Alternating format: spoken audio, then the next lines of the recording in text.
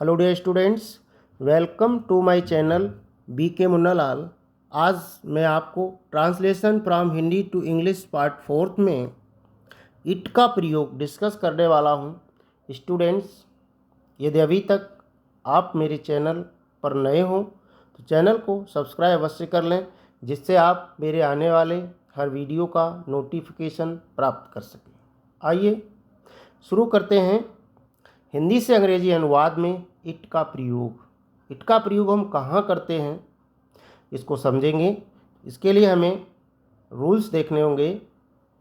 पहला रूल है, इट का प्रयोग निष्क्रियकर्ता, डमी और न्यूट्रल सब्जेक्ट और इंट्रोडक्टरी सब्जेक्ट के रूप के लिए किया जाता है। अतः जहाँ पर हमको सब्जेक्ट नहीं दिखता है, ऐसे वाक्यों में हम इट का प्रयोग कर देते हैं। दूसरा बिंदु हमें ध्यान में रखना पड़ेगा कि दिन, महीना, मौसम, समय, तारीख आदि का वर्णन किए जाने पर सब्जेक्ट के स्थान पर इट का प्रयोग करते हैं। विशेष बिंदु है ये।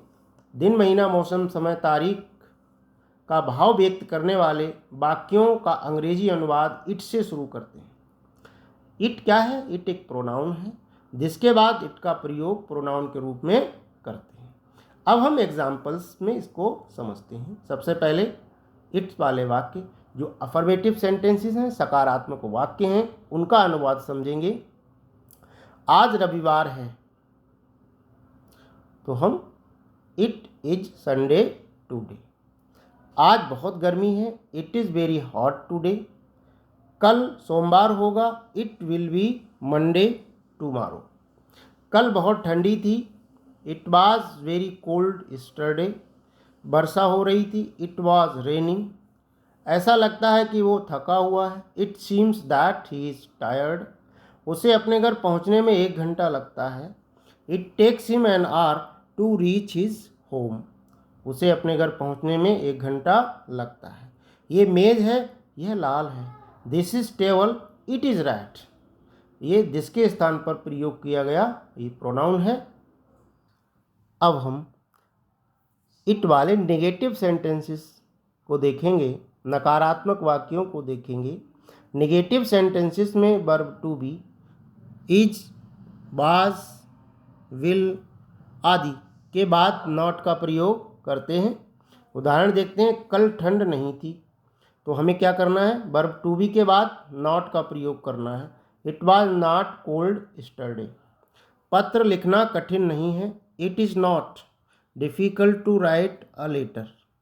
आगरा पहुंचने में 4 घंटे नहीं लगते हैं, it doesn't take 4 hours to reach Agra. Agra पहुंचने में 4 घंटे नहीं लगते हैं।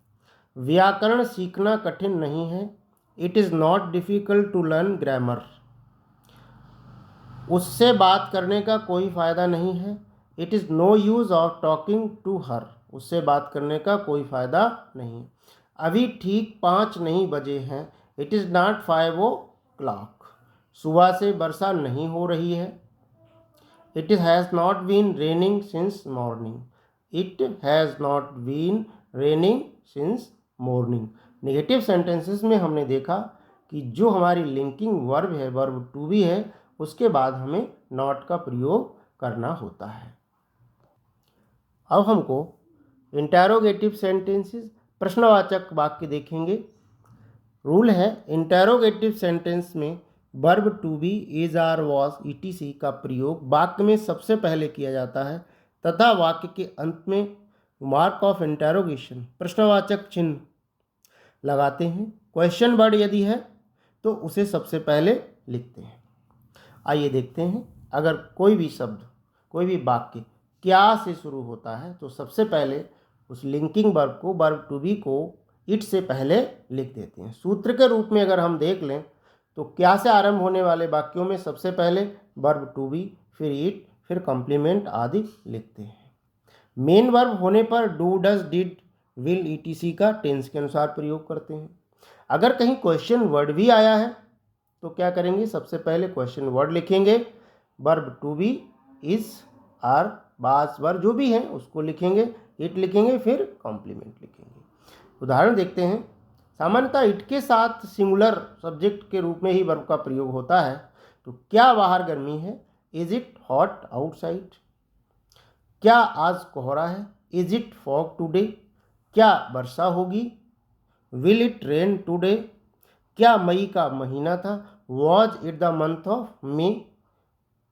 क्या रात को वर्षा होती है? Does it rain at night? इसमें मेन वर्ब का प्रयोग हुआ है, does it rain at night. और 6 सेंटेंस है, संगीत सीखना कठिन क्यों है? अब इसमें क्यों शब्द बीच में आया, तो हमें सबसे पहले उसी प्रश्नवाचक शब्द की अंग्रेजी लिखना है। क्योंकि अंग्रेजी होती है why is it difficult to learn music. आशा है स्टूडेंट्स ये वीडियो आपको पसंद आया होगा। पसंद आया हो तो इसे लाइक करिएगा, शेयर कीजिएगा, और ट्रांसलेशन पार्ट 1, 2, 3, 4